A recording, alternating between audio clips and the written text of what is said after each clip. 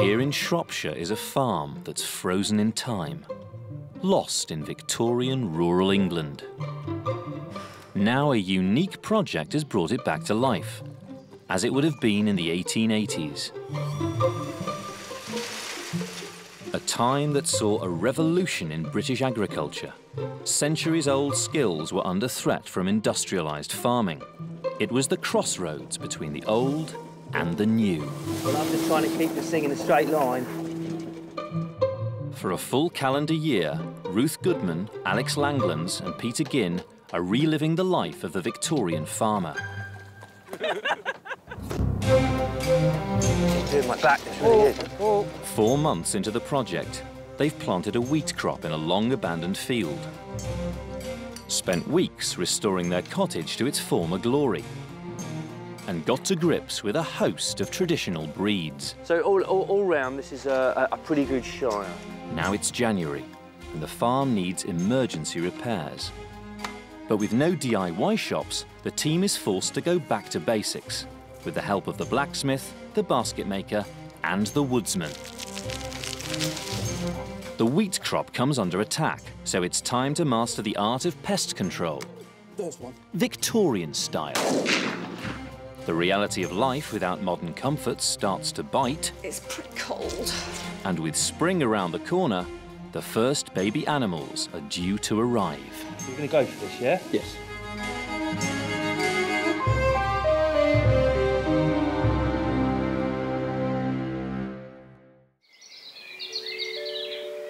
It's New Year on the Victorian farm.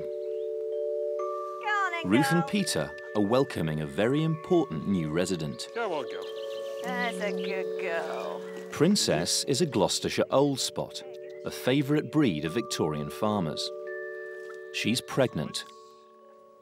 The team is hoping she'll produce a litter of piglets in a few weeks' time. There's an enormous bucket of swill waiting for you, lady.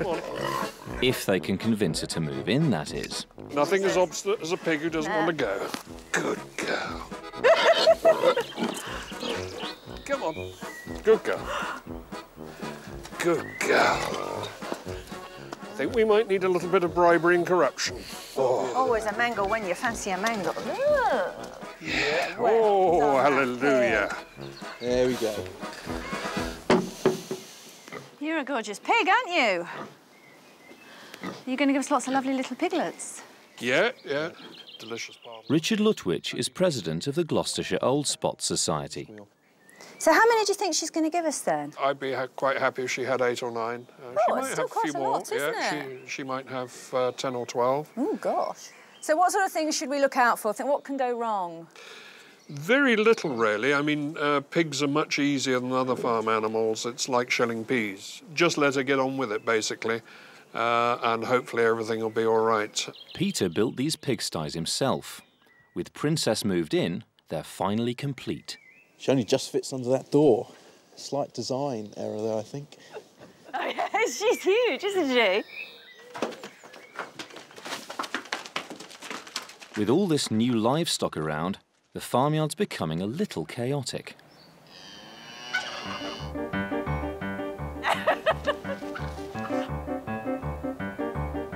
Come on, you two. Out. Come on, get away. Mind that duck, Ruth. The real troublemakers are the pigs. If the doors are open, the pigs get out. They either frighten the cows, hello, or they eat the eggs. They get into the nests and eat the eggs. So Peter's set himself a major new challenge. What we need to do is we need to devise a way of controlling our stock. So we've got our farmyard, we've got our stack yard, and it makes sense to divide it in half. So essentially what we need is a fence. And then these guys can be free to run around without interfering with the cows and the ducks and what we're working on. In the Victorian countryside, you couldn't necessarily buy a ready-made fence from a shop. Peter is going to have to make one from scratch. He's called in expert Damien Goodburn, one of the handful of people alive today who studied the craft of Victorian woodsmen. Together, they must track down the right tree to make the fence. Right, well, what we're looking for is some oak, an oak tree which will provide the main gate post, and then some smaller logs that can be split to make the post and rail fence. In the 19th century, estates could make big money from selling their timber, so woodland like this would have been carefully managed. What sort of thickness are we looking for? Well, we want something that's manageable by hand, not too big. We're not trying to fell a valuable big tree that could be sawn up to make furniture or for boat building, that kind of thing, the Victorian period. If they allow a fairly straight one like this to grow big, then it becomes something, it's almost like money, an investment almost, money in the bank. Damien's very picky about his trees. And there's this one here. Yeah, but that's a bit too small. A little bit bendy. This one here is a tiny bit small, a bit oval. It's a bit sinuous. How about that one? There's another one up there. Well, there's one up here which would be a good tree to use because it'll never make a brilliant timber tree. So with any luck, we might be able to get it down. So all in all, this is our tree. Being very careful not to hit the ground. The first stage is to square off the base of the tree with an axe ready for sawing. Okay. We have problems, we'll use the axe to start it. Now that's all right. You're going to need to go a little bit to your left, slowly. Don't push the saw, just let it glide itself in. A bit like rowing the Atlantic. A little bit like rowing, yeah, it is, isn't it? And if I did this regularly, I wouldn't be as fat as I am. Because you don't see many pictures of fat Victorian woodsmen. The falling tree could easily get snagged in the dense branches of the forest. So Peter and Damien try to make sure it falls into a gap. To do this, Damien makes a triangular cut, facing the path they want the tree to take.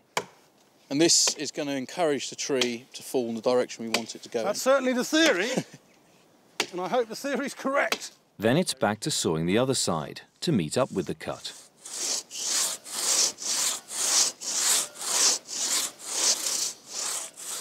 How far now? Still a bit more on your side then. Hang on. She's going. Get her out.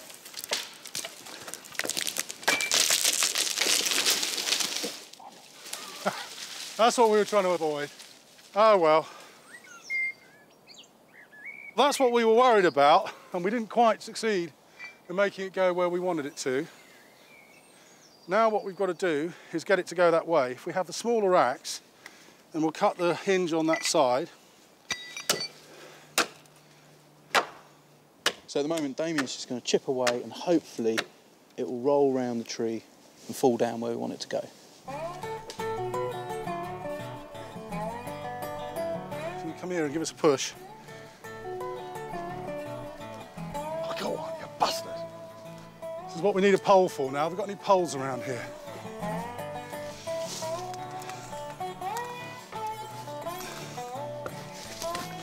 Oh, you bastard. How much more does that need?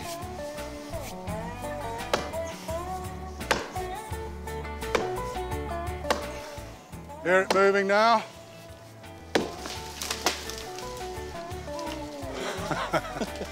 Don't worry. Yeah, it's going.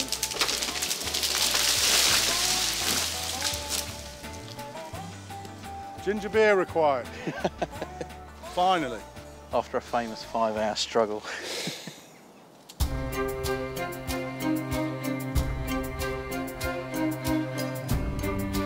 Back in October, Alex toiled for weeks to sow a wheat crop in the farm's long-abandoned field. But now the weeds have been conquered, there's a new enemy to face, of the feathered variety. One of my worst fears has been realised here, and we've obviously had the birds in here. The last few days as I've been passing, there's been a group of pheasants on this patch in particular, and I think what they're doing is they're sort of tugging at the top of the leaves here and then pulling out and having a nibble on the grain. In the Victorian countryside, tenant farmers like Alex often struggled to stop pheasants eating their crops. The birds were raised for shooting parties, and every single one was the landlord's property, not to be touched. If a tenant farmer killed one, he could be arrested for poaching. Now, Alex finally has the chance to get his own back.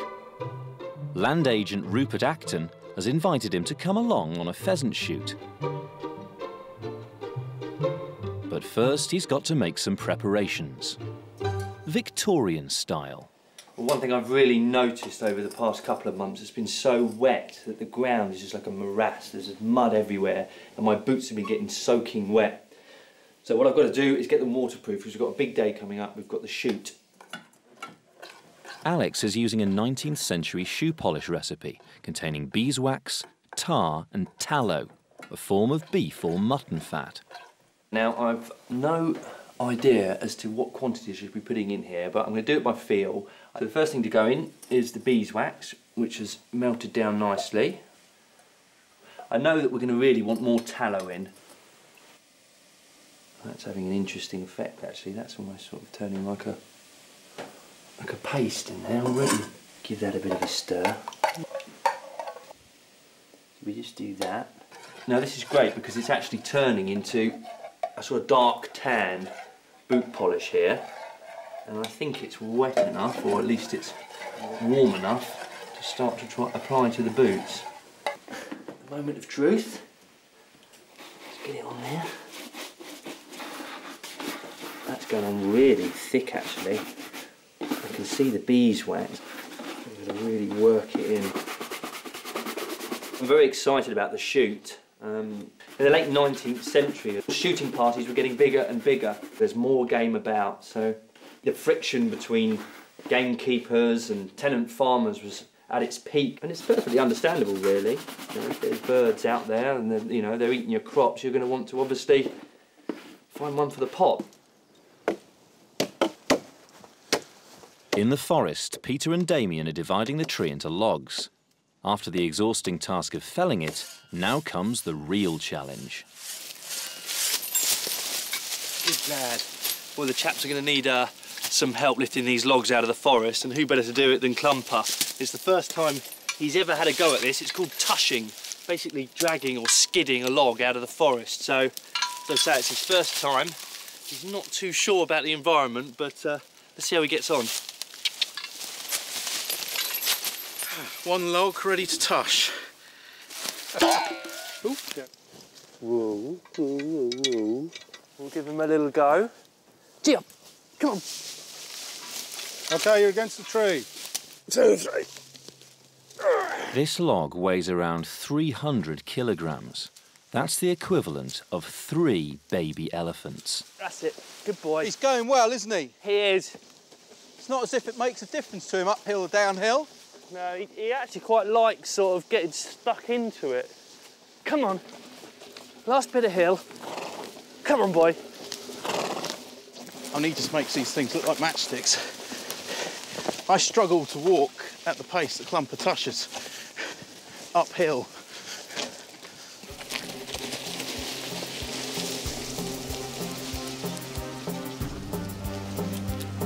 Clumper is heading for the estate's saw pit, where the log will be cut up for use in the farmyard fence.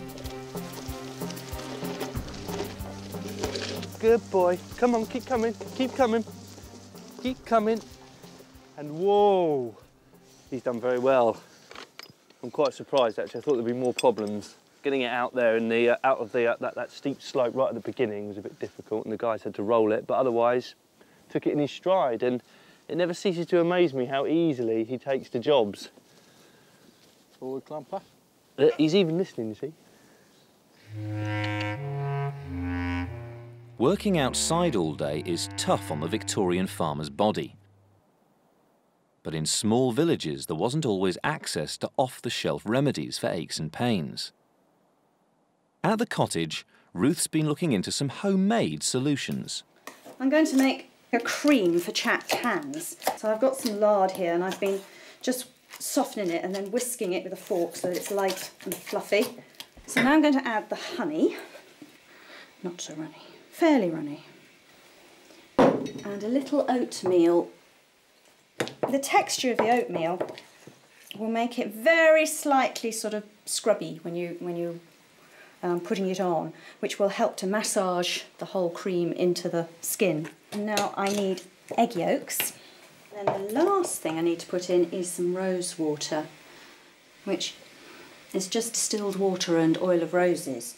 And that adds not only a beautiful scent, but also adds to its absorbability into the skin. And whisk. Storage is not a problem. Because of all the fat in it, I just have to pop it in a jar, pop a lid on, and it'll keep 3, maybe 4 months with no problem.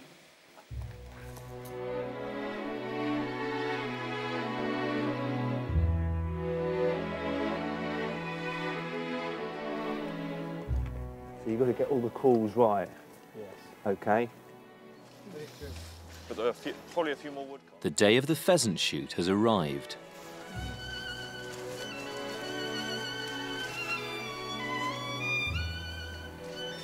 Peter and Alex are taking up their position as beaters, flushing the birds out of the woods. The sport of pheasant shooting as we now know it was invented in the late 19th century. Prince Albert and his sons were big fans of shooting, but they had a problem. Traditionally, shooting parties tried to sneak up on the pheasants, which meant most of the birds got away. So a new technique evolved, employing beaters to drive the game towards the guns, with a series of calls. We've all got to hold a line as we walk through this copse and make as much noise, really, as possible. I can't hear you making much noise, Peter. Peter, let's hear you calling. For land agent Rupert Acton, shooting runs in the family.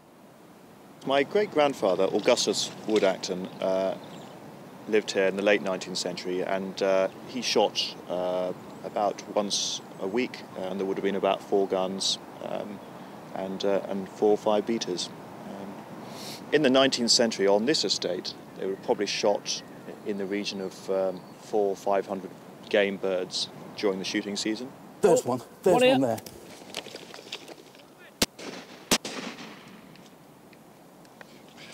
Too much talking. The swampy ground will give Alex's waterproofing efforts a stern test. I'm really impressed with the mix because I've got the job of making my way through the stream here. So it was a godsend that I decided to do it. But Peter isn't quite so lucky. You should have waterproofed your boots, Peter. No birds have been shot on this drive, so the beaters must move on to a new wood.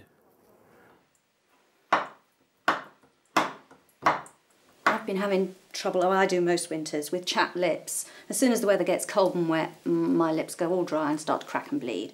So therefore I'm making some Victorian lip salve.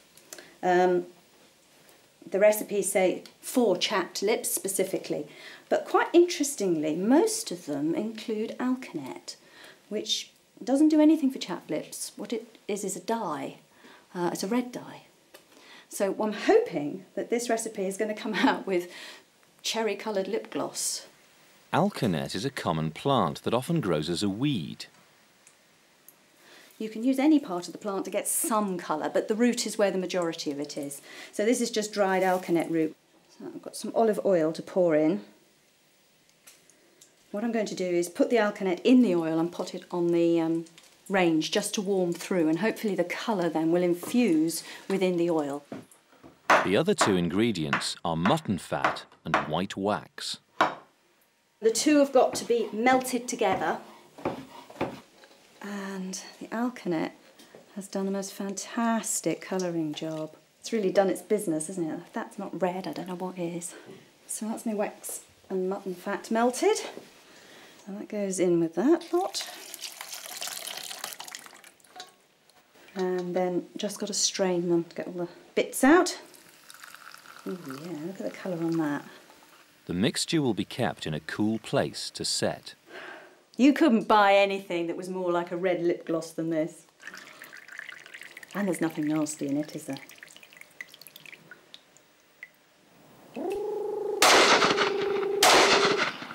The beaters have moved on to a new wood. Peter's encouraging the birds to fly away from him and towards the guns. Oh.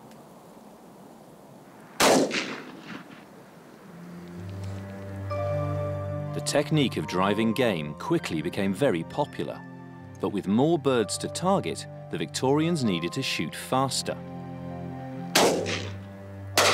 Traditionally, loading a gun was a fiddly process, with gunpowder and shot pushed down the barrel. So gunsmiths came up with a cartridge containing everything in one simple package, and a brand new weapon that could be split in two for easy loading. Reloading time was cut from minutes to seconds, and many more birds could be shot.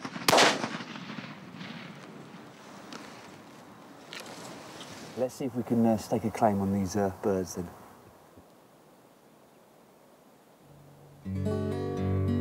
A nice change from farm work. Yes.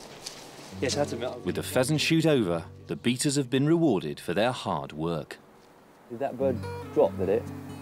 Couldn't see. Couldn't see. I was too busy wondering why I hadn't applied waterproof substance to my boots.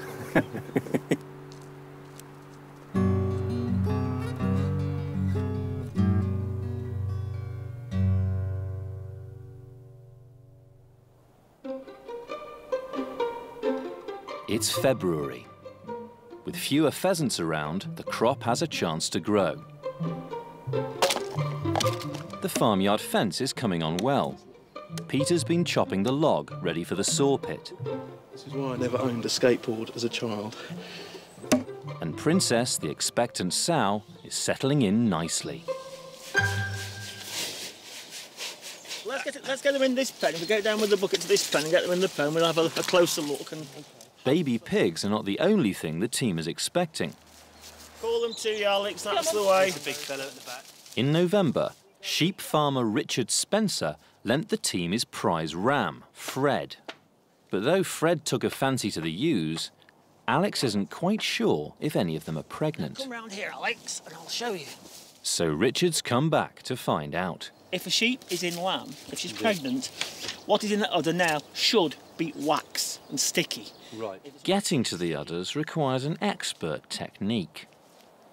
You're going to put your knee in the shoulder so she can't escape, and you're going to put your hand under there, find the teat, and get some wax out and tell them she's in lamb. Right. I'm stuck. Okay. That's it. Now put your hand underneath, find the teat. It's in there somewhere. Right, nothing there. You really want to put your hands gently to the top of the udder and gently just massage it down into the teat. I can't find it, Richard. I've got one. You can do this, Alex. Think positive thoughts. How far apart are these things usually, Richard? Well, the normal distance, really. One on each side. They come in pairs. I'm not getting anything. I'm wondering whether I should get you to teach me to turn them over. Sheep farmers often turn their sheep over to inspect them. But with each ewe weighing up to 10 stone, it can be a challenge. You lock it tight onto your knee, and you literally, keeping it tight on your knee, you just rock backwards with your fingers firmly hooked under that flank, and just rolls over on your knee onto her butt, onto her rear. It doesn't involve a lot of physical stress on your part, just using the principle of levers and the sheep's weight. It's a bit of a sort of judo roll. Lift the head up into the air, let it roll round your knee. Yes, keep it going, keep it going, keep it going backwards. Lift it off, drop it. You've done it, that's it. Yeah. And all the rest will be easy after that. Well done. Oh, look at the satisfaction on that man's face. Look at that, he'll sleep well tonight. Now you can get the wax out of that one. Massage it gently from the udder into the teat. Yes, see it filling the teat now, you see? The teat's full of wax. And then The teat is full of wax. And then... Yeah. There you are. There we are. He is so happy. There we are. One happy camper. Let's try this one. Yeah, we've got to drop. There you go. Oh, well, look at yes, that. There you go. Now then, if you... Listen to that there. Better than sticky tape. Spot on. Wonderful stuff. That is sticky wax. Wow, yeah. Yeah. There you are. That is perfect. That sheep is definitely inland. Right, brilliant. That's it, you're rolling. Go, keep them. The wax is a clear sign that in a few weeks, this sheep will be producing milk to feed her young. Now all Alex has to do is check the rest of his flock. You are, young man. Well, thank you very much, Richard. We'll make a shepherd of you yet. Ensuring livestock was well fed over winter was absolutely crucial for the Victorian farmer. Every day, the team process food for the animals in machines, such as this root slicer.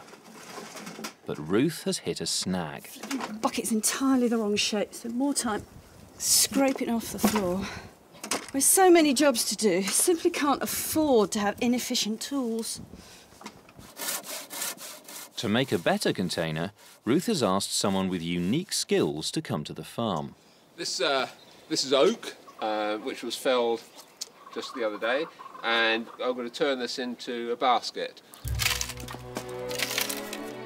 Owen Jones makes a type of basket specific to the Lake District and the West Midlands. Though once common, his profession is now endangered. In Victorian times, there have been hundreds, possibly thousands, of people making these baskets. For many years, I was the only person. Recently, I've taught someone else, so there's now two of us. In Britain, most baskets are made from willow. What makes this basket special is that it uses local materials, oak and hazel. It's a coppiced hazel rod, which is going to be the rim of the basket, and I have to smooth it off, ready for bending. Next, Owen prepares the ribs of the basket. Each oak log must be measured up and chopped into strips. This is where we start to get a feel of what the wood's like. Drive it in. It'll take Owen 5 hours to make this basket. In the 19th century, oak basket makers got together in small workshops of 2 or 3 men, collectively producing dozens of baskets each week.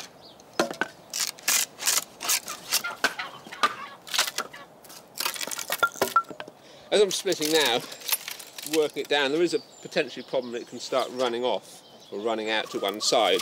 So I can control that by which way I pull the throw, either pull towards me or push against.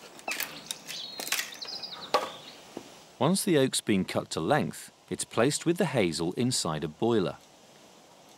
When it's finished, Owen's basket will make processing food by hand a much easier task. But on the estate's home farm, Alex and Peter have discovered a brand new way of making food for their flock. OK, engage. OK, engaging now. Throughout the 19th century, the machinery of mass production was making its way onto farms. Excellent. This system of belts and pulleys is over 150 years old.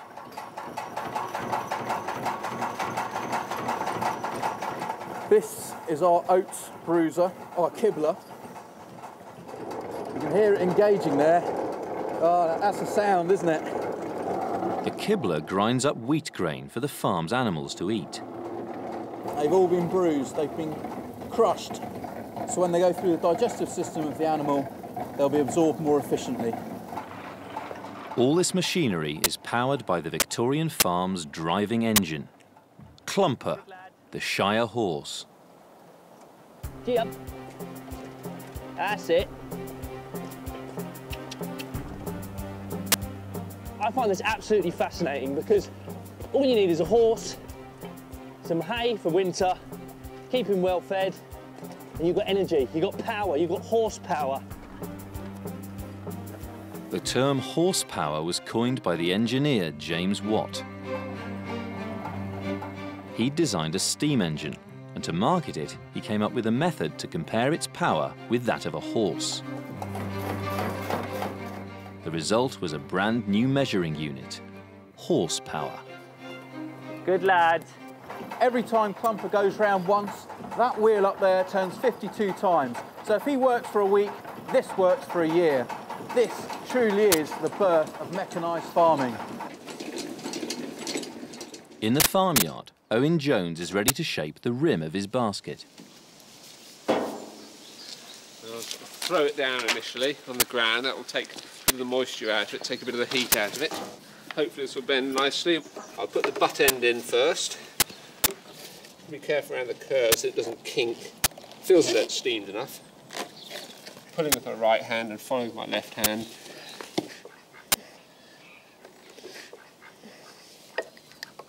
And the diagonal in.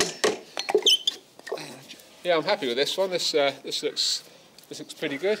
Next, the oak is removed from the boiler.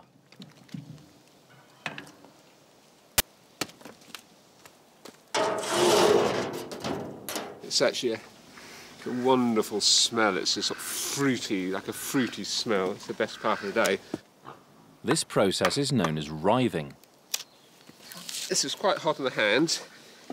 Sometimes you get to a point where your hands start burning, and then you have to knock them on your knees, and that cools them down.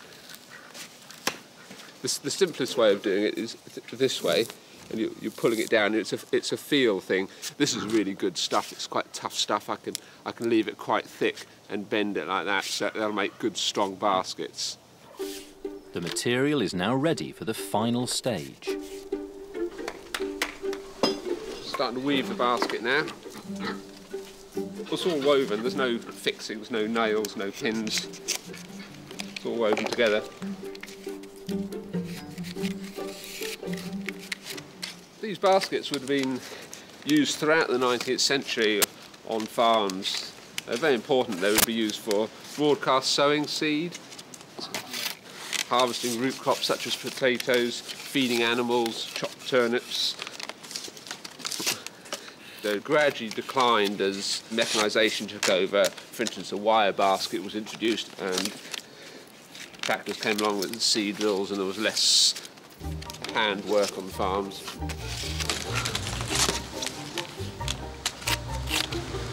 Wow! God, that looks fantastic!